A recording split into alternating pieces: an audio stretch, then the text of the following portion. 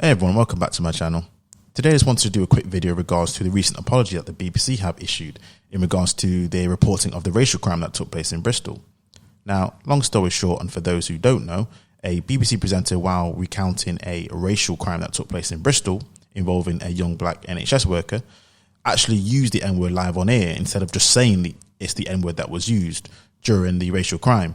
Now, when this was first aired and when this came out to this, obviously on the screens, there was a lot of outrage from people saying that that word should not have been used. You could have just said the N-word and actually saying the N-word, despite the fact that the BBC had a disclaimer to say that there will be very, very sensitive language be used in a second. Now, the BBC actually doubled down on this to begin with by saying they were right to use the word due to the context of the crime.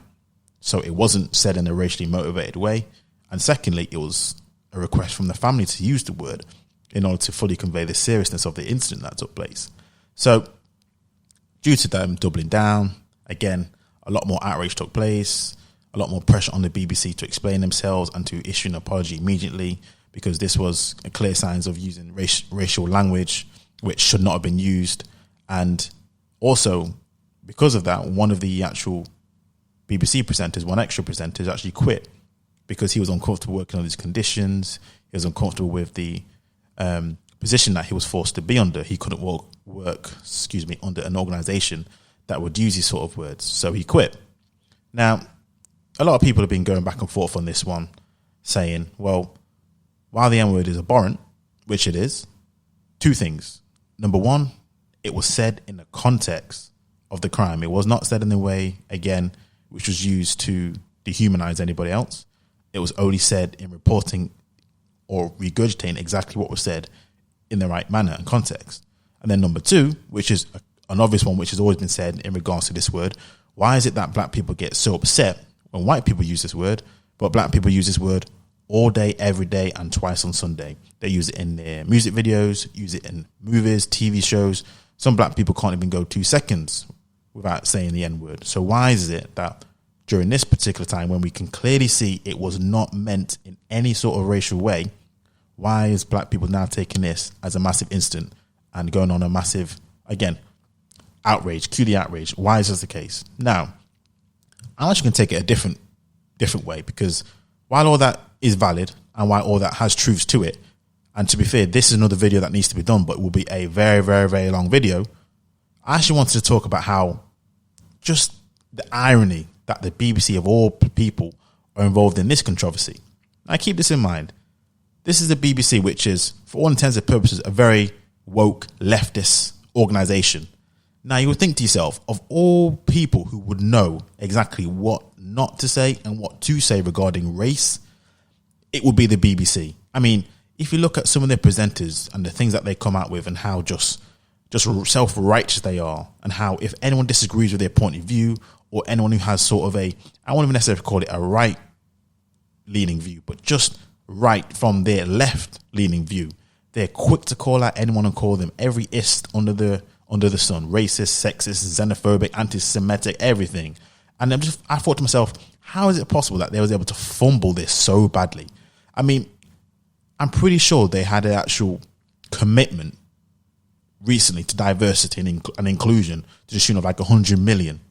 So I'm thinking to myself, with all that commitment and all the training that I'm pretty sure that all their presenters have been on, you would have thought that one word, if there's ever a word that you think they won't even dare to speak or say on air, it would be that word, no matter what the context was. I mean, let's also understand what the time frame that we're in right now. I mean, unless you've been living on the rock, you know everywhere you turn, every time you see, offense is always taken by something, by the same group, at every single stage. So I don't know how they would think that this would get through the airways, this will be reported, they will double down on it, and there'll be no sort of outrage out of it. Listen, I find the whole thing hilarious. I think it's funny. Personally, I think whoever signed off on that needs to be sacked immediately.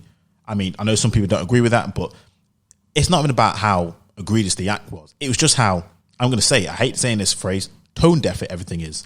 Considering the climate that's everything been going in with all the protests, all the coming out of racial tensions or everything's racist. We're talking about, you know, institutional racism, implicit bias. We're talking about microaggressions, everything that's been going on in the last sort of 6 months. You would think either two things: not say the word, or at the very least get a black presenter to say the word, just so no one comes back at them. Because at the end of the day, and this is the kind of thing what I'm left with at the end of all of this. Right now, we're more upset about the reporting of the incident than we are about the actual racist incident that took place.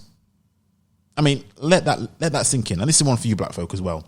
How are you more upset about the BBC saying the N-word, and you know what context it's in? You're not dumb. Don't play stupid. You know what context it was said in, as opposed to the actual young black guy who actually was almost killed in a racist attack. Because I've not seen that many stories, or hardly any stories from black folk talk about the racist attack, but I'm seeing all these people saying, oh, we should boycott this, we should boycott that. I'm like, hold on a second.